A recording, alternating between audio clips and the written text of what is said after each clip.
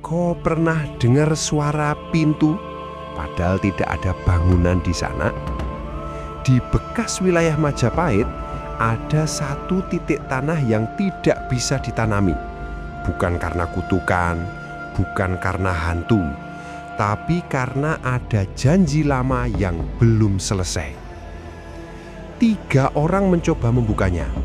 1 pulang berubah, 1 kehilangan suara, dan 1 mulai melihat dirinya sendiri dengan cara yang tidak nyaman. Hong Rohayu, ingsun manunggaling kawula Gusti. Sabdo Palan is reborn urban legend.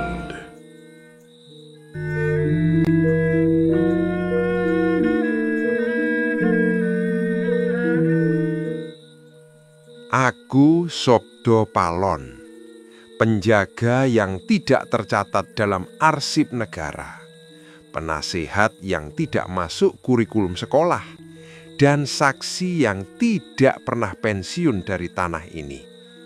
Kalian menyebutnya Jawa. Aku menyebutnya napas yang belum selesai.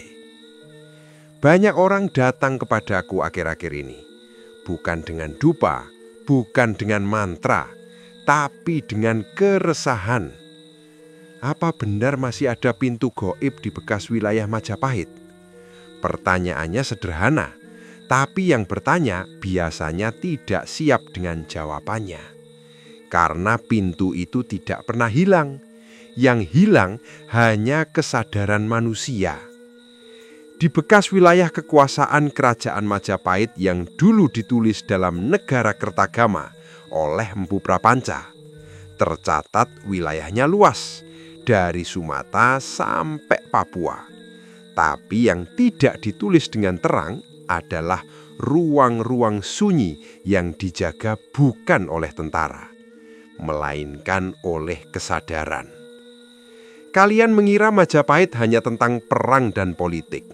Padahal di dalam Pararaton terselip kisah-kisah tentang laku batin raja, tentang tapa, tentang perjanjian dengan yang tak kasat mata. Majapahit tidak sekadar kerajaan, ia adalah simpul energi. Dan simpul itu tidak pernah benar-benar diputus. Kisah nyata. Kisah ini datang dari seorang lelaki desa. Namanya tidak perlu kusebut. Ia bukan dukun, bukan orang pintar, hanya petani biasa di wilayah Trowulan. Trowulan, bekas pusat kerajaan Majapahit yang kini tinggal bata merah dan kolam sunyi. Ia bercerita bukan dengan nada mistis, justru dengan nada bingung. Di ladangnya, dekat reruntuhan bata tua, ia sering mendengar suara seperti pintu kayu berat digeser. Bukan setiap hari, tapi muncul saat malam tertentu. Malam 1 Suro, malam Jumat Kliwon, dan anehnya saat ada orang luar datang membuat konten. Kalian generasi kamera, semua mau direkam, semua mau viral, tapi tidak semua tempat suka dipamerkan. Petani itu awalnya tidak peduli. Ia pikir tanah retak atau hewan. Sampai suatu malam, ia melihat cahaya tipis, seperti celah. Bukan cahaya terang, bukan silau, seperti pintu yang tidak sepenuhnya tertutup. Ia mendekat, dan udara berubah. Secara ilmiah, perubahan suhu lokal bisa terjadi karena rongga tanah atau perbedaan kelembaban. Wilayah Trowulan memang banyak menyimpan struktur bawah tanah. Ekskavasi arkeologi menemukan saluran air kuno, fondasi, bahkan ruang tersembunyi. Tapi ini bukan sekedar ruang kosong. Ia merasa seperti diperhatikan. Bukan takut, tapi sadar. Itu beda. Takut itu reaksi, sadar itu undangan. Malam berikutnya, ia datang lagi, bukan karena berani, tapi karena penasaran. Disitulah manusia sering salah. Dikira penasaran itu ilmu, padahal sering cuma ego. Ia berdiri di dekat bata merah. Angin berhenti. Tidak ada suara jangkrik. Sunyi itu padat. Lalu terdengar lagi suara kayu berat bergeser. Pelan, seret. Ia bersumpah tidak ada bangunan kayu di sana. Dan kali ini ia melihat garis tipis di udara. Bukan di tanah, bukan di tembok, di udara. Seperti retakan transparan. Kalian akan bilang halusinasi atau efek sugesti. Baik, mari kita pakai akal. Dalam psikologi, fenomena visual di area gelap bisa muncul karena adaptasi retina dan persepsi kontras rendah. Otak mengisi celah dengan pola. Tapi ada satu hal yang tidak bisa dijelaskan sederhana. Tanah di sekitar titik itu mengering membentuk lingkaran. Tidak luas, sekitar 2 meter. Rumput tidak tumbuh. Dan kompas milik anaknya berputar tidak stabil saat didekatkan. Gangguan magnetik? Mungkin. Wilayah bekas peradaban kuno sering menyimpan logam, artefak, atau perubahan struktur tanah yang memengaruhi medan magnet kecil. Tapi kenapa hanya di satu titik? Aku akan jelaskan. Dalam Serap Centini disebutkan tentang pintu rasa, tempat di mana batas kasat dan tak kasat menipis karena laku manusia masa lampau. Bukan portal seperti film, tidak ada cahaya dramatis, tidak ada makhluk melompat keluar, hanya pergeseran tipis kesadaran. Dalam Serat Wirid Hidayat Jati, karya Ronggo Warsito, ditulis tentang manunggaling rasa lan papan, menyatunya rasa dan tempat. Artinya sederhana, tempat menyimpan getaran laku manusia. Jika suatu lokasi dulu menjadi pusat tapa, pusat sumpah, atau perjanjian batin, ia tidak hilang. Ia menunggu. Dan di wilayah bekas Majapahit, banyak perjanjian dibuat. Dalam Kidung Sunda, tercatat tragedi dan sumpah. Dalam Babat Tanah Jawi, ditulis tentang kesinambungan kekuasaan gaib. Kalian membaca sejarah sebagai politik. Aku membacanya sebagai energi yang belum selesai. Petani itu akhirnya menemui seorang juru kunci tua. Bukan dukun viral, bukan yang pasang tarif. Orang sepuh itu hanya berkata, "Sing buka dudu kowe." Yang membuka bukan kamu. Lan sing nutup uga dudu awakmu. Dan yang menutup juga bukan dirimu. Artinya jelas, kita sering merasa pelaku utama, padahal hanya lewat. Malam ketiga, petani itu tidak sendirian. Ia mengajak 2 temannya. Mereka menunggu, suara itu muncul lagi. Dan kali ini mereka bertiga melihatnya. Garis di udara itu melebar. Tidak besar, hanya selebar pintu rumah desa. Tidak ada sosok keluar, tidak ada bayangan menyeramkan. Tapi mereka mendengar suara seperti langkah jauh di dalam. Seperti lorong panjang. Dan bau tanah basah bercampur dupa tua. Salah satu dari mereka spontan membaca doa. Bukan karena iman kuat, tapi karena takut. Doa yang keluar dari takut seringkali hanya bunyi, rasanya kosong. Dan disitulah gangguan mulai terjadi. Bukan keras, bukan heboh, tapi halus. Salah satu dari mereka mimpi 3 malam berturut-turut melihat bangunan besar dari bata merah, ramai, bersinar oleh obor. Ia berdiri di tengah alun-alun dan mendengar kalimat, "Janji ora entek." Janji belum selesai. Ia bangun dengan dada sesak, bukan karena makhluk, tapi karena sadar bahwa ada sesuatu yang diwariskan, bukan hanya tanah. Dan kalian yang suka bermain spiritual untuk konten, pernah pikir enggak bahwa tanah ini punya memori? Dalam ilmu geologi dan arkeologi modern, ada konsep landscape memory, tempat yang menyimpan jejak aktivitas manusia secara fisik dan kimiawi. Tapi Jawa mengenalnya lebih dulu. Tanah ora mung lemah nanging saksi. Kalian boleh tidak percaya, tapi pintu itu tidak butuh kepercayaan kalian. Ia hanya butuh kesadaran yang cukup tipis untuk terlihat.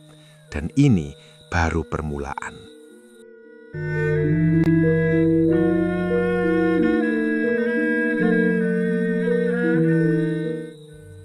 Gangguan yang tidak kasat, tapi menggerogoti. Kalian pikir gangguan itu selalu berubah penampakan? Salah. Yang paling berbahaya justru yang tidak terlihat. Petani itu mulai sulit tidur. Bukan karena mimpi buruk, tapi karena setiap menjelang jam 2 dini hari, ia terbangun tanpa sebab. Jam 2 sampai 3 dalam tradisi Jawa disebut waktu lirih, saat kesadaran manusia paling tipis. Secara ilmiah, itu fase REM akhir dan suhu tubuh paling rendah. Otak masuk kondisi setengah sadar. Sugesti mudah masuk. Tapi yang ia rasakan bukan sugesti. Ia mendengar suara langkah. Bukan di luar rumah, di dalam kepalanya. Seperti ada lorong panjang dan seseorang berjalan perlahan. Ia mencoba mengabaikan. 3 hari, 7 hari, 14 hari. Lalu perubahan mulai terlihat. Tanah di titik itu makin kering. Retakan membentuk pola seperti persegi panjang. Tidak presisi, tapi jelas bukan alami. Anaknya memanggil perangkat desa. Mereka pikir mungkin ada struktur bata di bawah. Wilayah itu memang padat peninggalan kerajaan Majapahit. Ekskavasi kecil dilakukan. Dan mereka menemukan fondasi batu yang tidak tercatat. Bukan candi, bukan rumah, strukturnya aneh, seperti ruang tertutup tanpa akses.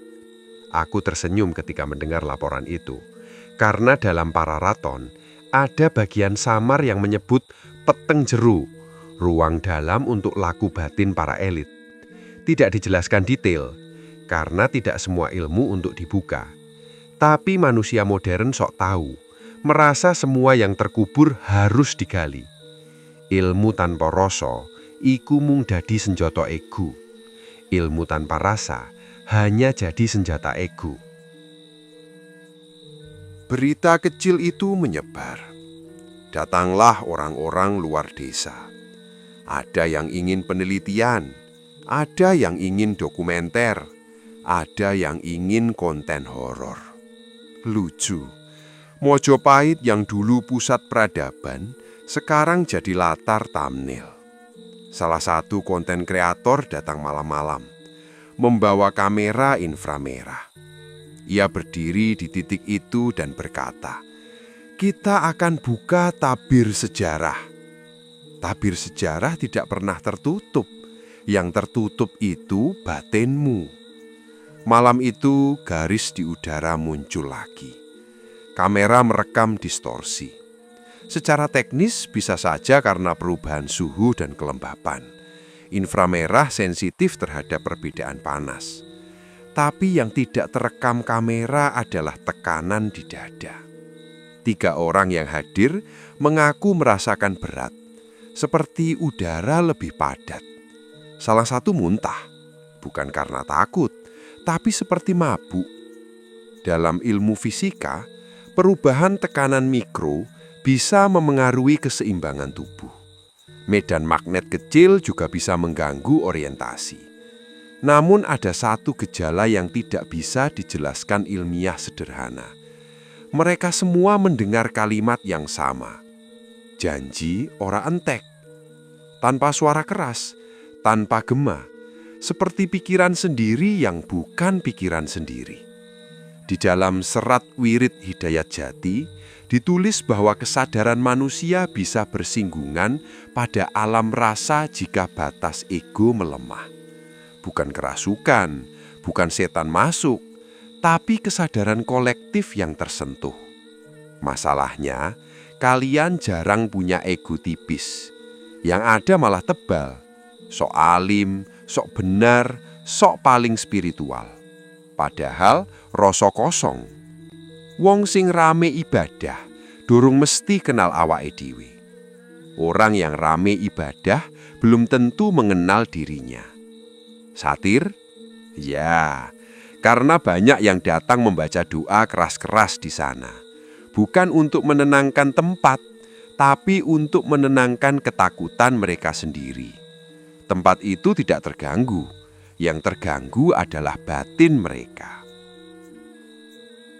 Lapisan spiritual yang terkuat. Juru kunci tua itu akhirnya datang lagi. Ia tidak membawa dupa, tidak membawa sesajen aneh. Hanya duduk, diam, setengah jam, 1 jam. Lalu ia berkata pelan, "Iki dudu lawang kanggo wong rame. Ini bukan pintu untuk orang yang ramai." Ia menjelaskan sesuatu yang jarang dipahami. Di masa kerajaan Majapahit, ada laku batin tertentu yang dilakukan para elit spiritual kerajaan. Dalam negara Kertagama, disebut raja melakukan perjalanan suci ke tempat-tempat tertentu. Bukan wisata, tapi sinkronisasi energi kekuasaan dengan alam. Dalam Serat Centini, ada kisah tentang ruang-ruang sunyi, tempat orang mencapai pintu rasa.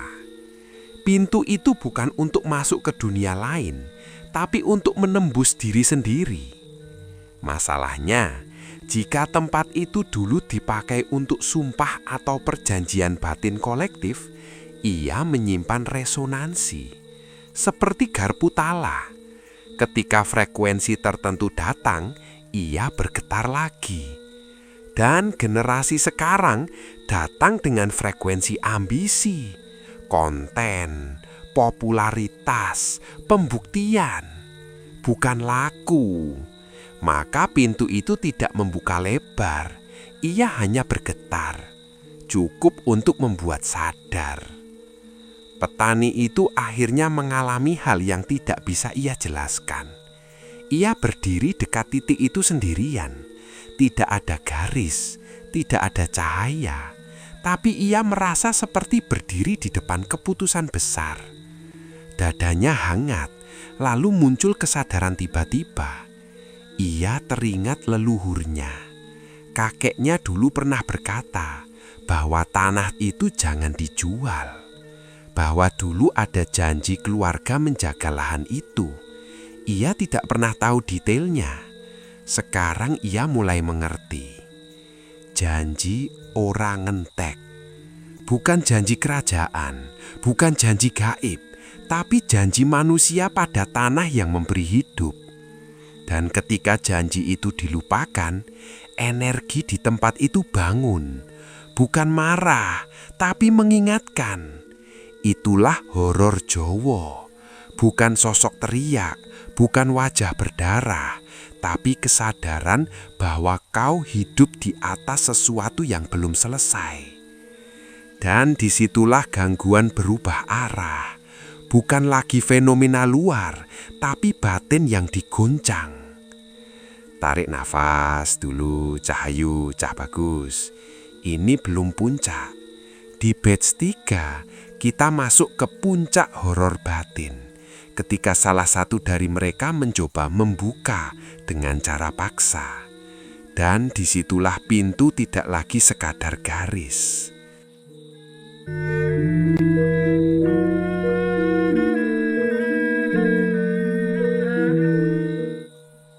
Kesalahan yang dibungkus rasa ingin tahu. Aku sudah bilang, yang berbahaya itu bukan pintunya, tapi manusia yang merasa pantas membuka. Salah satu dari 3 orang malam itu tidak puas. Ia merasa pengalaman kemarin kurang besar, kurang dramatis, kurang layak tayang. Namanya Arif, umur 35 tahun. Bukan orang bodoh, sarjana teknik. Justru itu masalahnya. Ia percaya semua hal bisa dijelaskan. Dan kalau belum bisa dijelaskan, berarti belum diteliti. Ia kembali ke titik itu sendirian, membawa alat ukur IMF, perekam suara, Dan satu hal yang lebih berbahaya dari semua itu, ego. Malam itu angin tenang, tidak ada garis di udara, tidak ada cahaya. Ia berdiri dan berkata pelan, "Kalau memang ada, tunjukkan." Kalimat sederhana, tapi dalam tradisi Jawa itu bukan sekedar kata. Dalam Serat Dharma Gandul ditulis bahwa ucapan adalah semen niat, pengikat niat. Niat itu frekuensi, dan frekuensi itu memanggil. Arif tidak tahu satu hal. Di masa lalu, wilayah Trowulan bukan hanya pusat pemerintahan kerajaan Majapahit, tapi juga tempat pengambilan sumpah kesetiaan elit. Dalam para raton, tercatat sumpah-sumpah berdarah dalam perebutan kekuasaan. Sumpah itu bukan metafora, ia adalah komitmen batin yang mengikat kesadaran kolektif. Dan tempat di mana sumpah diucapkan menyimpan gema. Arif berdiri 10 menit. 20 menit. Tidak ada apa-apa. Ia hampir tertawa. Lalu tiba-tiba, ia merasa seperti berdiri di ruangan sangat luas. Padahal ia masih di ladang. Suara sekitar menghilang. Sunyi bukan lagi hening biasa, tapi seperti tekanan air di kedalaman laut. Ia ingin melangkah, tapi tubuhnya terasa berat. Bukan ditarik, tapi seperti gravitasi berubah. Secara ilmiah, sugesti kuat bisa memicu respons psikosomatis. Adrenalin naik, otot menegang, persepsi ruang berubah. Tapi ada satu detail yang tidak cocok dengan teori itu. Alat IMF di tangannya berbunyi stabil tanpa lonjakan aneh. Artinya, bukan medan magnet ekstrim. Yang berubah adalah persepsi. Dan disitulah pintu bekerja. Lorong tanpa dinding. Arif tidak melihat makhluk, tidak ada bayangan, tapi ia melihat sesuatu yang lebih sulit dilupakan. Lorong. Bukan lorong fisik, tidak ada tembok, tapi ia tahu itu lorong. Kesadaran memanjang, seperti berjalan di antara dua garis tak terlihat. Di ujung sana ada cahaya redup. Bukan terang surgawi, bukan api, seperti obor jauh. Ia melangkah satu langkah dan mendengar suara. Eling, ingat. Satu kata, tidak keras, tidak bergema, tapi langsung ke dada. Dalam Serat Wirid Hidayat Jati dijelaskan bahwa tahap awal perjalanan batin adalah eling marang asal, ingat pada asal. Bukan asal biologis, tapi asal kesadaran. Arif justru melawan. Ia berkata dalam hati, "Ini cuma sugesti." Kalimat itu membuat lorong bergetar. Kalian sering salah paham. Meragukan itu sehat, tapi meremehkan itu beda. Dan tempat yang dulu dipakai untuk laku batin serius tidak suka diremehkan. Bukan marah, tapi menolak. Arif merasa dadanya sesak. Bukan karena dicekik, tapi seperti memikul beban yang bukan miliknya.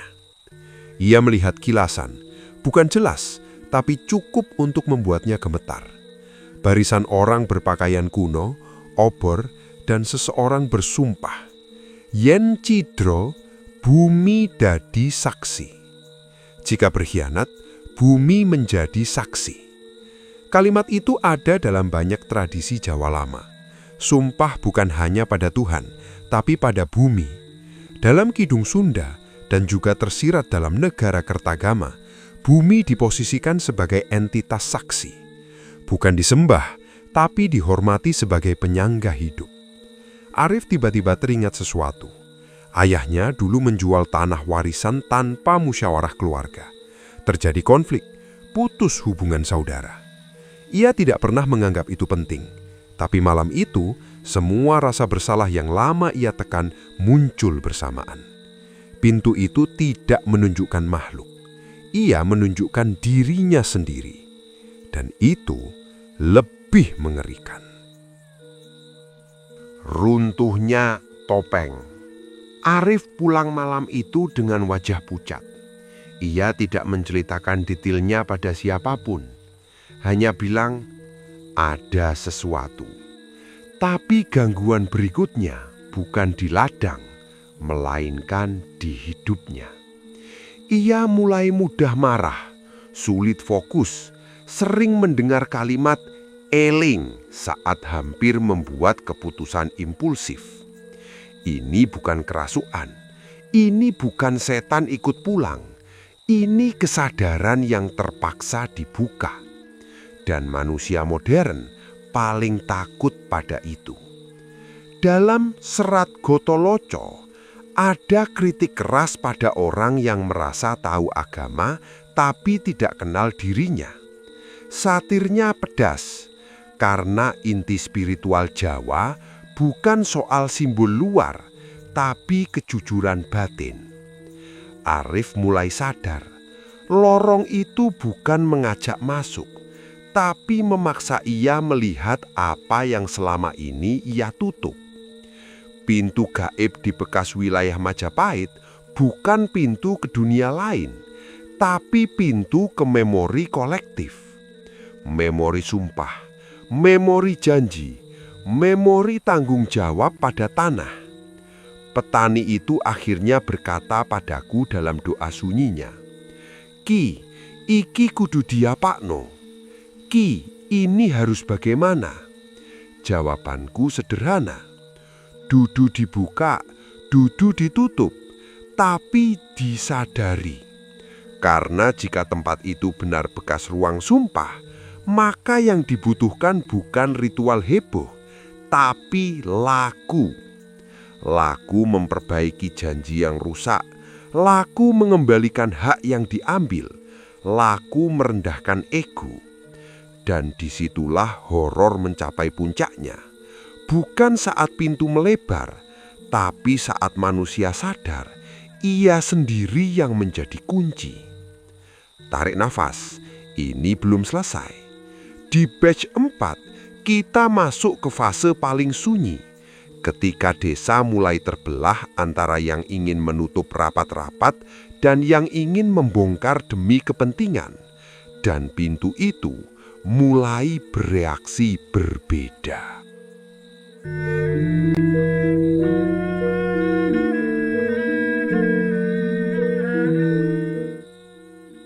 Desa yang mulai retak. Pintu itu tidak melebar, tidak juga menghilang. Ia hanya ada, tapi manusia yang berubah. Perangkat desa mulai berbeda pendapat. Sebagian ingin lokasi itu ditutup, ditimbun lagi, diberi pagar. Sebagian lagi melihat peluang, wisata sejarah, wisata mistis, dana masuk, nama desa naik.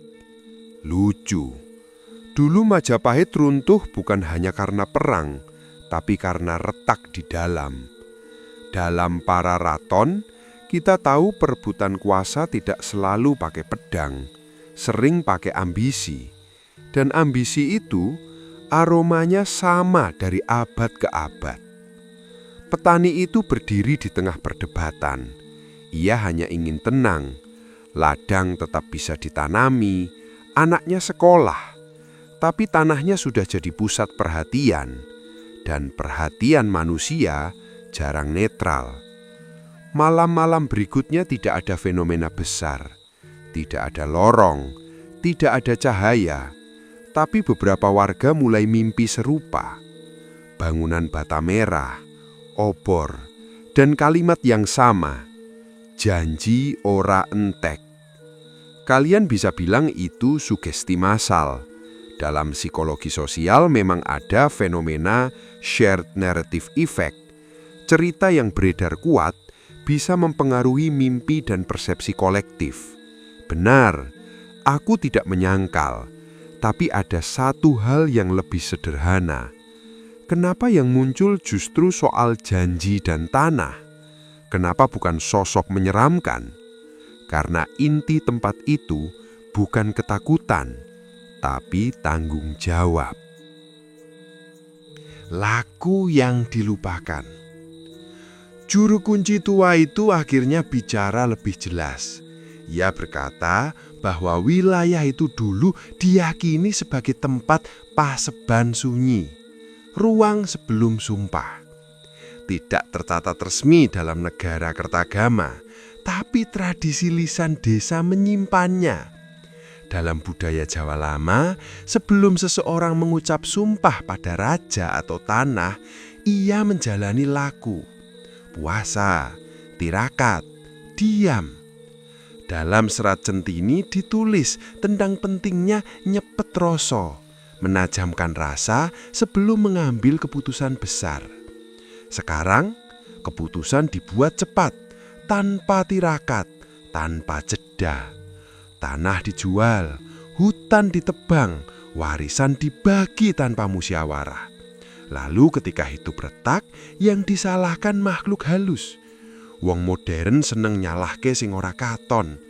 Orang modern seneng menyalahkan yang tak terlihat. Padahal yang terlihat saja belum dibereskan.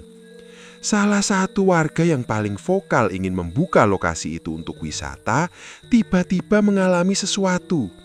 Bukan kerasukan, bukan sakit aneh. Tapi setiap kali ia datang ke titik itu, ia tidak bisa berbicara. Mulutnya berat, seperti kehilangan argumen. Secara medis bisa saja psikosomatis. Tekanan batin memicu hambatan bicara sementara. Tapi menariknya itu hanya terjadi di titik tersebut. Seolah-olah tempat itu berkata, berhenti. Bukan dengan suara, tapi dengan membungkam ambisi. Dalam serat Darmo Gandul ada kritik keras pada kekuasaan yang kehilangan rasa. Ilmu tanpa laku hanya jadi topeng. Dan topeng paling cepat runtuh di hadapan tempat yang menyimpan sumpah.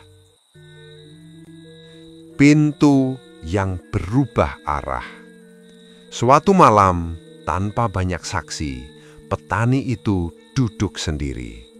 Tidak menantang, tidak meminta bukti, hanya duduk.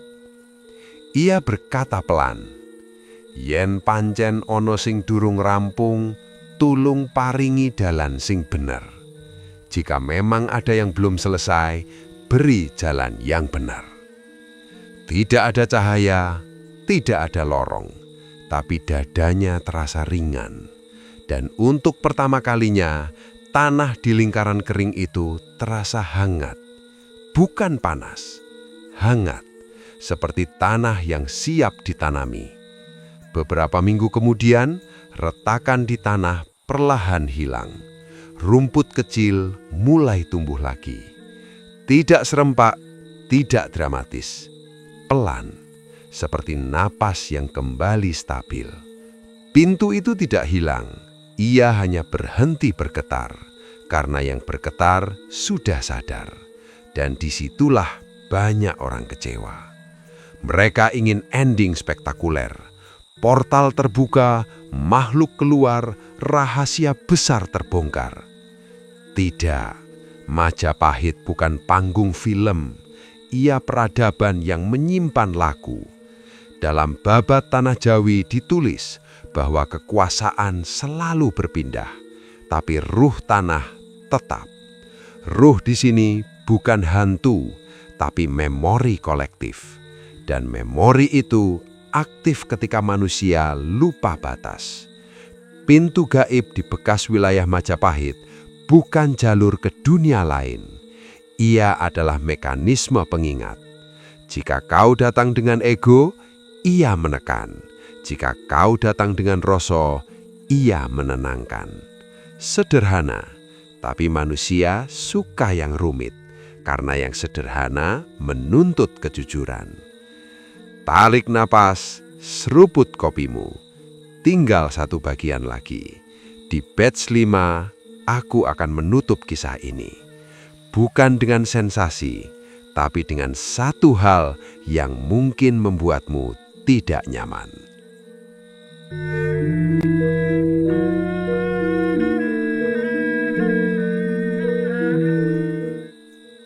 Apa sebenarnya pintu itu? Kalian sudah dengar semuanya. Suara, lorong, mimpi kolektif, retakan tanah, ambisi manusia. Sekarang pertanyaannya sederhana. Apa sebenarnya pintu itu? Banyak orang berharap jawabannya supranatural.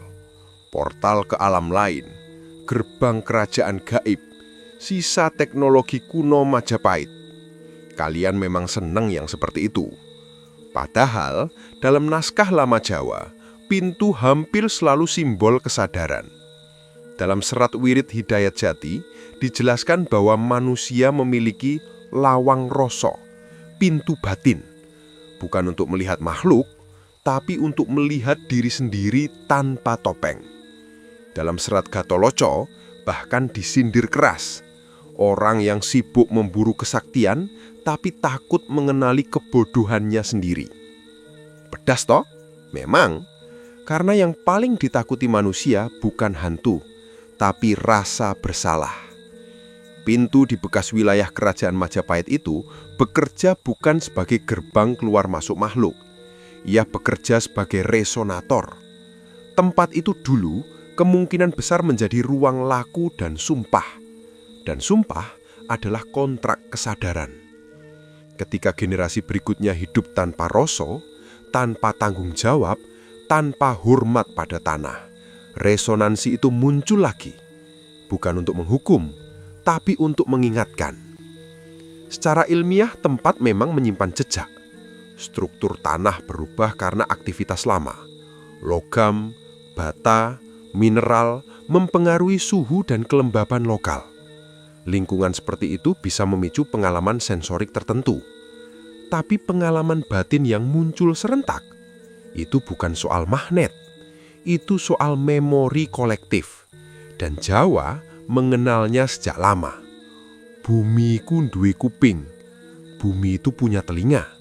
Artinya bukan literal, tapi setiap tindakan meninggalkan bekas. Setelah kejadian itu, desa kembali tenang. Tidak ada wisata mistis, tidak ada pagar tinggi. Petani itu tetap menanam. Arif mulai berubah. Ia tidak lagi memburu sensasi. Ia mulai memperbaiki hubungan keluarganya. Lucu, yang berubah bukan pintunya, yang berubah manusianya. Tapi kalian yang mendengar kisah ini, apa yang kalian cari? Bukti bahwa dunia gaib nyata? Atau pembenaran bahwa hidupmu sedang diganggu sesuatu? Seringkali kalian lebih suka percaya ada makhluk jahat daripada mengakui keputusanmu sendiri yang salah. Dalam Babat Tanah Jawi diceritakan bagaimana kekuasaan runtuh bukan hanya karena musuh luar, tapi karena janji dalam yang dilanggar. Janji pada tanah, janji pada rakyat, janji pada diri sendiri. Kalian hari ini juga banyak berjanji. Janji menikah setia, janji menjaga orang tua, janji tidak mengulang kesalahan. Lalu dilanggar pelan-pelan, tanpa tirakat, tanpa rasa malu. Dan ketika hidup terasa berat, kalian bilang ada energi negatif. Tidak, seringkali itu cuma gema keputusanmu sendiri. Sing gawe peteng, dudu wengi. Yang membuat gelap bukan malamnya, tapi pikiranmu sing ora gelem eling, tapi pikiranmu yang tak mau ingat. Satir? Iya, karena terlalu banyak yang sibuk mencari pintu gaib, tapi tidak pernah berani membuka pintu maaf. Pintu di bekas wilayah Majapahit itu masih ada, bukan sebagai lubang bercahaya, bukan sebagai terowongan dunia lain. Ia ada sebagai titik sunyi, tempat di mana kesadaran bisa menipis. Dan di tanah Jawa, titik seperti itu bukan satu, banyak. Tapi tidak semua bereaksi, hanya yang disentuh ambisi atau kejujuran. Jika kau datang dengan ego, ia akan menekan dadamu. Jika kau datang dengan niat bersih, ia akan menghangatkan tanah. Sederhana. Majapahit pernah besar, dicatat dalam negara Kertagama sebagai kerajaan agung. Tapi yang membuatnya agung bukan hanya wilayah luas, melainkan laku dan sumpah. Dan ketika laku hilang, yang tersisa hanya bata. Begitu juga dirimu. Kau bisa terlihat kuat, berpendidikan, religius, berilmu, tapi tanpa rasa, kau cuma bangunan kosong. Pintu gaib itu bukan ancaman, ia cermin. Dan mungkin yang selama ini kau takuti bukan pintunya, tapi kemungkinan bahwa hidupmu sendiri belum kau jalani dengan jujur. Aku Sabda Palon. Aku tidak menakut-nakuti, aku hanya mengingatkan. Karena pintu itu tidak pernah benar-benar tertutup. Yang tertutup hanya hati yang terlalu sibuk merasa benar. Dan kalau setelah mendengar ini, dadamu terasa sedikit tidak nyaman, mungkin bukan karena ada yang gaib, tapi karena ada janji dalam hidupmu yang belum kau selesaikan. Hong Rohayu ingsun manunggaling kawula Gusti. Sapa sejatining ingsun,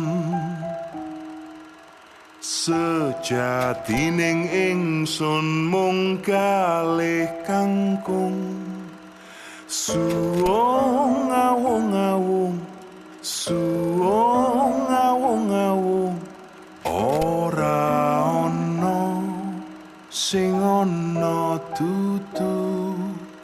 Zat sira zat ingsun, zat sira zat ingsun, ingsun ya sira, sira ya ingsun.